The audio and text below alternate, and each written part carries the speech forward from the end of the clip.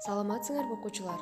Бүгүнкү кыргыз адабияты сабагыбызды баштасак, бүгүнкү өтө турган темабыз Алыкул Осмоновдун «Ким болду экен» поэмасы.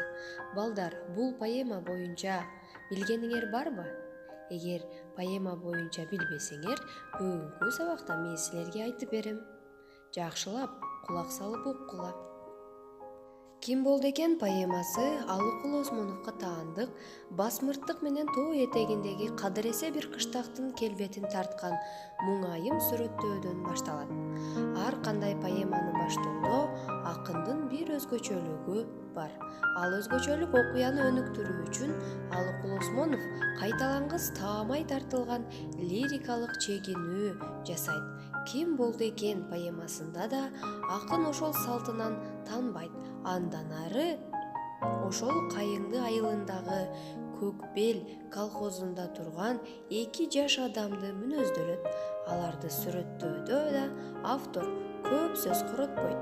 Поэманын 2-3 строфаларында алардын мүнөзүнүн негизги жетектөөчү жактары көрсөтүлүп, бирок айрым кишилер ал экөөнү туура баалабай жүргөнү психологиялык жагынан ачык айтылат. Эч кимди карап күлбөгөн Сонун деген кызды жеңелери кери кергеп күлбөсө аттап койсо, көп жерден көңүлү калган жеңелери Бактыбекти бар калбас аттатып коюшат. Демек балдар, бул жерде 2 жаштын аттарынын өзгөчө коюлуп калгандагы себептери дагы айтылат. Демек бул ысымдардын аларга адегенде жеңелери беришти. Болбосо акындын сүрөттөөсү боюнча Сонун сыналган сынга толгон, бойго жеткен, буралган жаш кыз. Ал эми Бактыбек болсо балдар, кой оозунан чөп албаган, момун көрүнгөн менен айылдагы ардакталган жигиттердин бири болгон.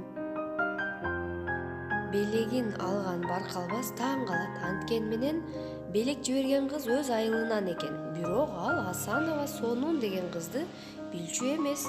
Жигиттин башынан бул ким болду экен деген суроо кетпей коет. Эмнеси болсо дагы белек жиберген кызга ышкысы түшүп, ага бараарын билдирип кат жазат. Бактыбектин каты Сонун ойлогондой болуп чыкты. Айрыкча каттагы «мен барам, күткүн секет» деген сөздү 1000 кайталап Сонун окуй берди.